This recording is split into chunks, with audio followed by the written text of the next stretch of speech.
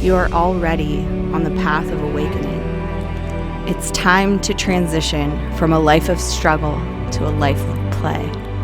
It's time to discover your autonomy, agency, sovereignty, and potency. Welcome to Reveal the Game of Life.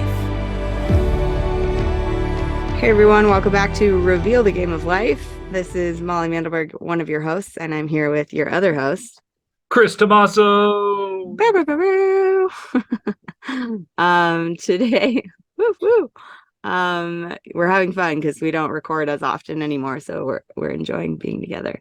So today we're going to talk about journaling, whether or not you do it right now, what's possible with journaling as a tool for creation, as a tool for like wild self-awareness, and as just another strategy or method by which to elevate our experience of this game we call life. So welcome to the show. I've been a lifelong journaler, at least most of my life. It is both for me a sort of, it's a exercise, it's a warm-up, because I do a lot of writing in my life and my business. I write books, I write copy, I write content, and being a journaler kind of flexes that muscle for me, so that when I sit down to write actual stuff that needs to be seen by other people, I've got that, the chops are available, I guess you could say. But I also use it as a method for unpacking. It's a therapeutic practice, it's a gratitude practice, and it's, you know, a lot of where my daily like ritual and magic lives is in my journal every morning and every evening while I'm in bed. So I could talk about writing for days, but what has journaling been like for you, Chris? Thanks for asking, Molly. And it's kind of a loaded question because if you've listened to earlier in the podcast, I talked about how journaling didn't really work for me, or I got, quote, beyond it in my energetic practice. But I realized in my evolution that journaling isn't, it's not the journaling, it's not the medium, right? Is how I was using it. Journaling is really, it's like it's a method of kind of communication with the self. And I use it for transformation actively, like clockwork. I have a whole system that I didn't learn from anyone in particular. I just kind of intuitively developed it. And that's kind of the advantage of something like journaling.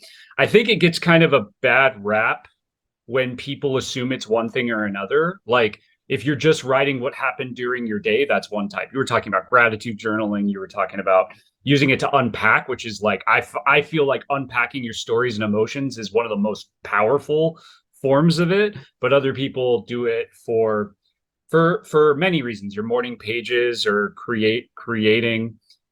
And I think that my relationship with it has changed because I've seen how versatile it is. It's in some ways like I said, it's the dialogue with the higher self, or it can be a medium like that. And that's where I think it's really powerful, because you're just like, oh, I'm just writing. How powerful can that actually be? And it becomes like casting spells. It becomes like an actual spell book. Yeah. Writing is like one of the most powerful technologies we have. Yeah, absolutely. And it is a spell book because you're voicing words, which anytime you're voicing words, you're casting spells.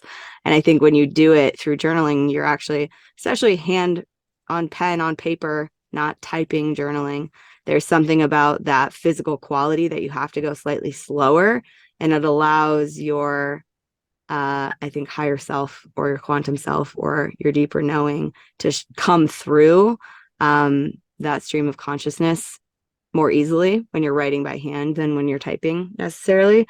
But really, it's like, I mean, one way to use it when you talk about introspection, when you talk about self-awareness, it's not just what happened to me today, it's what did I make that mean? And so Right. what is my current lens? And through journaling, you get to say, okay, does that lens actually work for me? Does that lens light me up? Does that lens give me more freedom? If it doesn't, okay, what other lenses could I be looking at this through? What are some other angles on which I could view this story? And as soon as you do that, you're now accessing a totally different potential reality, because how you view your life is your experience of reality. So, yeah, so it's amazing you can flip the script in that way and use it to sort of shift your paradigm by simply shifting how you're seeing something. And I use it like that all the time, especially if I'm like activated or triggered or like in a non-regulated nervous system state about something. I know the first thing I need to do is write about it. What's going on here? What are all the pieces of this that I'm sensing, but maybe not consciously aware of now? Why am I feeling this way? What does it remind me of? Okay, what are some other possible truths of why this might be arising for me instead of happening to me? And then you get to find those golden threads. Yeah, which is really satisfying. I like that you called it a golden thread. And I like that you said that I may not be aware of. And I think that journaling as an awareness tool is like, there's almost nothing better and there's nothing more consistent. And oftentimes when people do like law of attraction type work or manifesting type work, there's this idea of like something that's blocking you. There's an emotional block or even a physical block, right? You're like, this person, I need this person to get in line with me so I can do this thing that I want, or these people just aren't showing up for me in the way that I need in my business. And those blocks are actually like the key to recognizing what you're not aware of. And journaling is the medium through which you become aware of those things. And yeah, or you can, right? And what's interesting is when you have this mental frame of, okay, something's blocking me, you can go looking for it, and sometimes it's not ready to come out. And that's the thing that I think is really powerful. There is a timing aspect to at least my journaling process that is something that I didn't understand before. Because what I would do is I would say, like, okay, I want to shift some beliefs around money. Well, let me write down all of my beliefs around money. Okay, that's what I think I believe, right? Which is already like possibly not true or possibly not actually connecting with who I am. It's what maybe what I want to believe or what I think I believe. And then it's like, okay, let me shift what is said there. Like let me shift what the beliefs say. And when I did this, it didn't work because I wasn't actually finding what you call the golden thread. Hmm. I was finding what I wanted the golden thread to be. I was like creating a simulation of what was happening inside my head, and then nothing actually moved. And what I've found is that sometimes you're just not ready to know what is the thing that is, quote, blocking you. And you find it in the process of doing the journaling, or like you said, when you get activated. So I find that oftentimes I set an intention, and then sometime later, sometimes it's like connected to the cycle of the moon, of like the movement of the planets. Then I get activated, and then I go to work on the journaling process. So it's almost like a call and response with the universe. It's not something that I just do by myself. I'm curious, is that similar for you, or do you have a different like kind of process for I mean, it's both. this? It can be both. It really depends on what's going on in my life and what's going on Yeah. in any given situation. But Yeah. mostly, I think it's never just us. We are infinite beings, infinitely connected to consciousness, and so to think that our ego is the only one having a say in this journaling exercise is kind of Right. ridiculous, in my opinion. But uh, when I when I was growing up, my mom called it AMPS, which is AM pages. And I think she got the whole practice from The Artist's Way, which is a Right. great book. If anybody's looking for journaling inspiration, it's an amazing place to start. But one of the things that my mom taught me was that when you're like challenged with something or something just seems like insurmountable or like so overwhelming or emotional, you can write about it, write everything. We call it brain dumping. Dump everything you can say about it down on the page. And then when you run out of stuff to say, you write, are there any messages for me? And then you Mm. just stream of consciousness, write one word at a time. Even if you end up writing just word, word, word, word until the next word comes, sometimes it becomes this channeled message that maybe it's from your spirit guides, maybe it's from your higher self, maybe it's just from your like whatever angels, whoever, your own greater consciousness that's trying to pour through. But what I've found is almost always the voice in my journal goes from I'm telling my story to you speaking to me, like you, Molly, are doing this or being this, or here's what to look at. And it starts to feel very much like it's a message that I need to hear being told to me rather than something coming out of me. And it says things that I would have never come up with on my own. It brings a perspective I would have never consciously gotten to, or I didn't get to in that journaling. So that's a really cool way to tap into kind of I guess it's like a layman's version of channeling. It's like an Yeah. accessible way to get more wisdom by simply just asking for it and seeing what words come out. It might be gibberish at first, but usually there's going to be something there to tap into, to become aware of, that can be really helpful in changing your point of view on what's going on in your life. And you can use that anytime. You can use that in meditation. You can use that in on your walk through nature, like, are there any messages for me today? And just see what kind of ideas start funneling through. But like you said, you set with an intention. What's my intention? I want to change my relationship with money now. And then some time, days, moments, weeks, whatever, later, you get an insight or you get experience that triggers you to want to go and have that conversation now. Right. That intention, that ask of the universe or of source or whoever you want to call it, that ask is going to be answered in some way. So what is it that you want to look at in your life? What do you want to change? What do you want to create greater with? And write about that. I'd like to know how to change this. I wonder what it would be like if I had a greater experience of money, or, if I were to be in the best relationship I've ever had in my life, here's some of the qualities I think it would include. And just sort of like hemming and hawing on, what are you asking for? What do you want to Mm-hmm. create? What do you think is keeping you from that right now? Like, these are all great threads of inquiry to follow and see what else is possible there, because our minds can be changed. And what we think is true and real and solid about reality is only that way as long as we keep latching onto it as true and real and solid. Yeah. Yeah. I really like that you said, like, what are we making it? The key is, like, what are we making it mean? And I think, like, what sets effective journaling away from journaling that's kind of like in a box, like it's good but it's not transformational, is the quality of the questions. Questions open up possibilities and potentials, and we use questions all the time in this show, and we just do it automatically. And I find that what wasn't working for me before is I was asking the wrong questions. Here's an example of a wrong question. Why Yeah. does shitty stuff always happen to me? Yeah. Here's an example of a better question. How does it get any better than this? Hmm. It's from Access Consciousness, but yeah, Yeah. you can feel the weight of it. There's a judgment, there's a conclusion involved in the question that feels closed or heavy or like downtrodden. I And also like oh, sorry. there's space in the questions that are going to change things. Right. I think that the key is when asking those kinds of questions, like it's about creating space, like you said, to let the answers emerge, because you're not trying to solve a puzzle that your mind created. You're trying to ask for guidance that is beyond what your mind can conceive. Yeah. And that's what allows it to be transformational. And that is a practice. It's easy to want to try to have an easy answer. Be like, "Oh, it's this." It's obviously, and one of the easy answers that people often fall back on is like, "Well, my childhood was like this, so Or I just therefore I am am like this this. way. Yeah. I am this way." And while that you may have made that true, you may have been conditioned to believe that's true.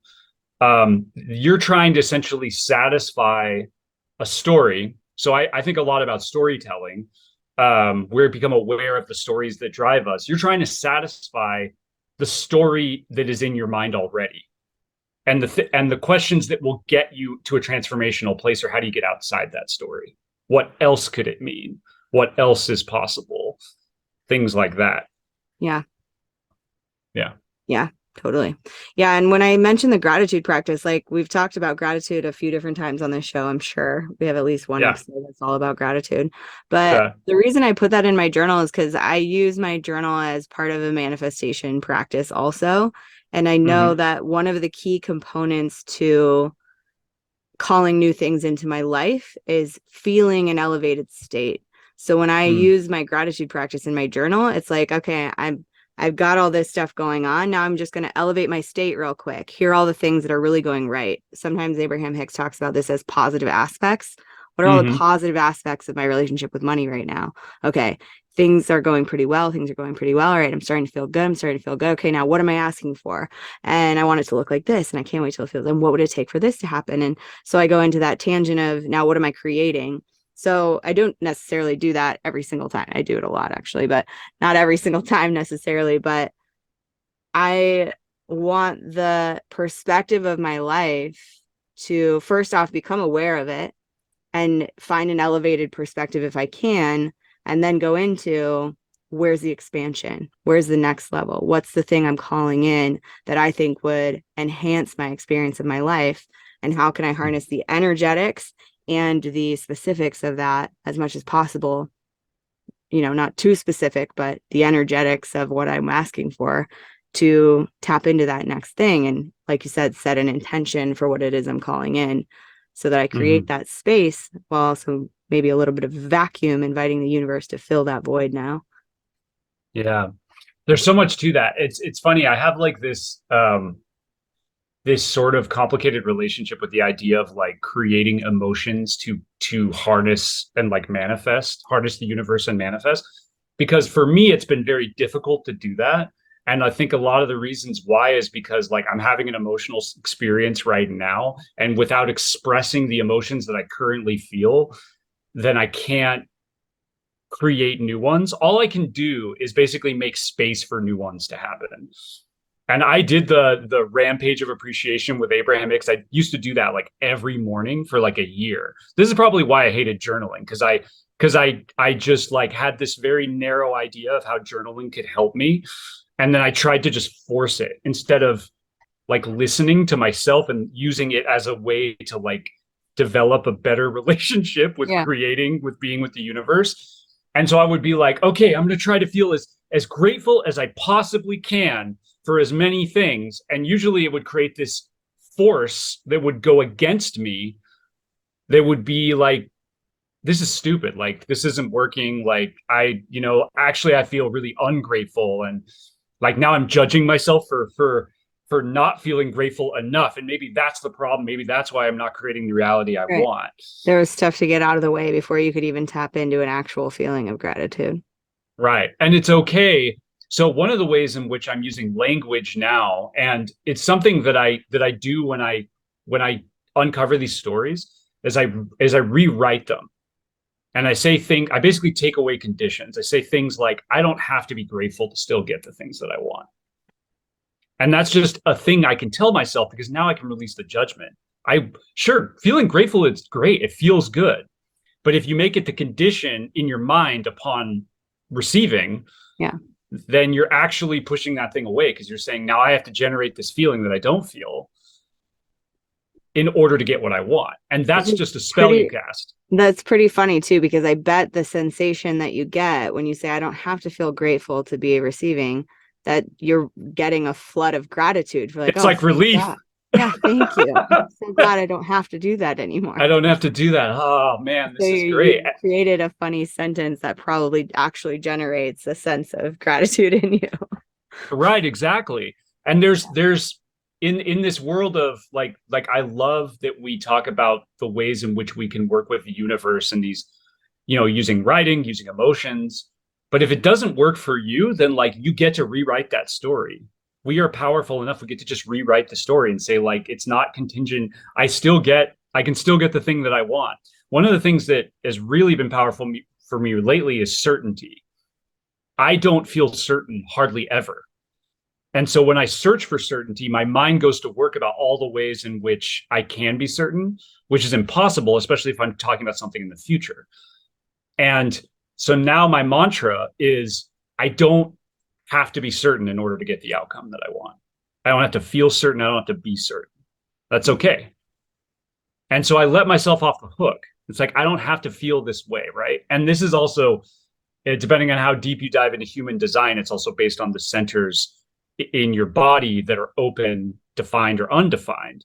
They create these what's called not self themes, like I am unworthy. I don't have to feel worthy in order to get what I want. And so, like if you're into human design, I recommend checking out your chart and seeing where in your chart you have undefined centers, because there you're trying to create a sensation or an experience in your body that it's difficult to create, and that's actually holding apart things from your it's holding you out of your power, basically. And I use journaling to uncover all kinds of these things, and it just makes life so much easier to cast different spells. Yeah. So yeah, I'm just like really excited about sharing this because Yeah. it's been a thing that I've struggled with Yeah, you for a had a long lot of time. resistance to journaling and now you're gung ho journaling, and that shift alone is worth talking about, I think. Yeah, yeah. And I think it's because when we think journaling is one thing, really it's just a blank canvas and a dialogue with yourself. Um, you either express what is in your mind, or another thing that I really like is making, like, having a conversation with something else, having a dialogue, Hmm. literally saying like spirit, or higher self or quantum self. Um, what do you think about X? And then you just start writing as though you are the other thing. And Hmm. then, like you said, it's like the beginning of channeling. It's Yeah. like you allow yourself to open up into that. Another version I like of that is like, if you're experiencing it, if you have difficulty expressing emotions, which I do sometimes, um, I'll sit down and I'll say, what does the emotion think is true? Hmm. Because it gives me permission to say whatever I want, even though that's not me. Because a lot of people are afraid, especially because journaling cuts the other way, or writing or language cuts the other way. People are now afraid to write down something for fear of making it true. Mm. And a lot of times, without expressing our fear of things, we hold that energy, we hold that block inside. Well, if we just express it, we can move through it. Yeah. What you resist persists. Right. Yeah. Yeah. So it's a way of actually getting things out of you. And one of the great things about it too is you don't have to hold that shit in your head anymore. Like, this is why I'm so into list making and also journaling. It's like, as soon as you put that thing on paper, you free up that real estate in your mind. You don't have to keep stewing on it because now it's sitting somewhere. It has been stewed upon. Your brain doesn't have to spin cycle quite as much. Right. And so it frees you up. And whether that's something like a project idea that you want to flesh out and work on, okay, here's all the ideas I have about that right now. You sit here until new ideas come. Great. Now it lives somewhere, it has a home. Or if you're like, ugh, like I feel so ick about this person, what is that? Write it Mm, down, figure out what that is. What is the actual emotion? Why does this send you into ick? Like, what is it about them, or what is it about you that's getting triggered by them? Or figure out what that is. Honestly, that kind of introspection and that you can cultivate with a journal exercise or practice, it is like the greatest form of self-love. It is such a mm, kindness to care for yourself in that way, to actually look at what you're thinking and how you think and how you operate and how you can give yourself more space to just be and figure out who you are, who you want to be, how you want to elevate your life. And putting that in on paper somewhere is like such an honoring of you and such a respectful practice to give yourself that kind of attention. um yeah, and so much new insight can come from it. There's really no yeah. telling what more you can create when you're willing to look at who am I being now and what more do I want to create from here. Yeah. Yeah. I really I love you said, like, it's an act of self-love. It's really like, it honestly, it's one of those things that's not talked about enough. I've gone completely from like, nah, journaling's fine. It's an okay process, to like, this is one of the most powerful forms of self-transfer, like DIY transformation, that we have access to. Yeah. Um, it's an iterative process too. As you do it, you get better at doing it. You ask the right kinds of questions. I mean, we both of us have a lot of practice this guiding others. Yeah. So we like know kinds of good questions and things to ask, and we know like, okay, this person just needs to express this right now, or this person needs a redirect. But you don't have to do that in order to get good at doing this for yourself. Yeah. Like it's what, oh, you're going to say? No, go ahead. It's one of the ways to connect with your own inner guidance. And I think like that's a message that I really want people to hear as we're like moving into a new stage of humanity. One of those is about sovereignty, and sovereignty in the spiritual sense is about inner guidance. Yeah. Like outside guidance is great. It gives you a template for how to be. Once it's limiting, take what works for you and leave the rest, because inner guidance is how like anybody who says like ignore your inner guidance and listen to this, like don't listen to that person. No, not that person. No. Yeah. No. Yeah, and But that's what's really powerful. I think because of our experience with that kind of transformation, guiding others and also guiding ourselves, that we're both really into helping people find those questions too. I had a friend reach out to me a few months ago saying, so my therapist or whoever, is encouraging me to start a journaling practice. And like, it's so hard. I don't even know where to begin. I was like, okay, well, do you want some prompts? And they're like, yes, Right. please. And I just went on like a rant of like, here's 20 questions. Pick one that feels light to you and write about it. When you run out of stuff to say, pick another one. And I mean, you can Google journal prompts anywhere and find millions of them. But if you ever want some from us, I'm absolutely happy to answer a message like that. I actually have a little free 7-day coaching model where we will do that kind of journaling back and forth. And I'm sure Chris is open to delivering some prompts to anyone who reaches out to him. So feel free to lean on us as a resource if you're listening to this episode and you're like, you know what, I want to try this. And yes, I'm not exactly sure where to start. We've got your back on that. You know, it's really amazing when you say that. One of the big things with prompts are like big in the world right now because of AI, right? Mm-hmm. Like you get better stuff when you have your prompts like structured in a certain way from like ChatGPT or from Midjourney. This is all about self-transformation prompts. It's like like inner prompt craft. And if we like, it's up to us to kind of come up with a better name for that, because I think prompt craft is like a key skill to learn. Because it essentially allows you to go anywhere you want in life with just a journal, like just a notebook. Like that's all the technology you actually need, a notebook, or I use, just online writing. I'm curious what your experience has been versus like handwriting versus typing. I think handwriting brings the body into the creation in a way that typing. So here's one aspect of why I encourage, we're almost out of time for this episode, but the left brain and the right brain are two different kind of operators. The left brain is logical, it's rational, it wants to delete things that are wrong and put in things that are right. And it's having that editing aspect all the time. And when you're going into a computer, a document, whether or not you're consciously trying to make it perfect and right, your left brain is turned on because you're looking at a screen and you have a delete button. Whereas you cannot delete with a pen and paper. And so it forces your right brain to have its full ride and just dump all the ideas and not edit itself. And I think that one aspect, not to mention the physicality of writing and of having it on paper, there's something about that relationship to your hand. I know your hand is working when you're typing, but I don't know. There's something about the physicality of writing by hand that I think includes the body and the creation and the transformation more too. Yeah, I think that's really, it's causing me to have pause. Like, oh, I see why that's incredibly valuable, and I'm interested to check it out because I've been doing it through typing.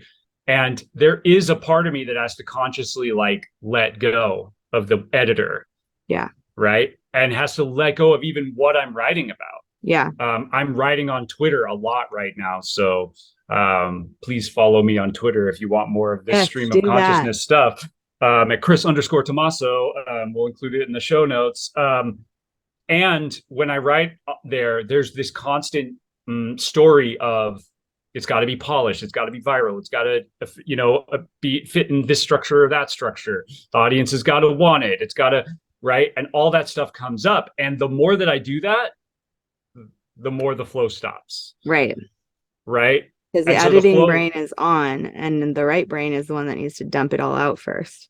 exactly. But whereas if I start in my journal, inevitably it creates or it connects to this creative generative force that just starts expanding outwards. And then there's all these thoughts. And then it's like, yeah, let me share that. Let me do this. But if I start from the editor brain, yeah, it doesn't go. And yeah. A couple quick hacks for that. So if I write something in my journal and I'm like, damn, that's good, I should use that, I make a like 4 circles over each other. And that's how I know when I'm flipping back through my journal, I need to stop on that page and pull it out. And if it has an X through it, it means I've already pulled that out and put it into the computer land. So you can make a little key for yourself so you don't lose beautiful content that you might want to repurpose in your journal. And if you really have a lot of resistance to journaling in general, I would make a deal with yourself that you get to write and never read it again. That really helped me through one very effective, intense breakup. I wrote probably 300 pages over the course of a few months, processing everything about that relationship. And my deal with myself was, you can say fucking anything because you're never going to read this again. And now that I could go back and read it now. I actually have looked for it before. I'm not sure I know where that document is because I did type all those pages.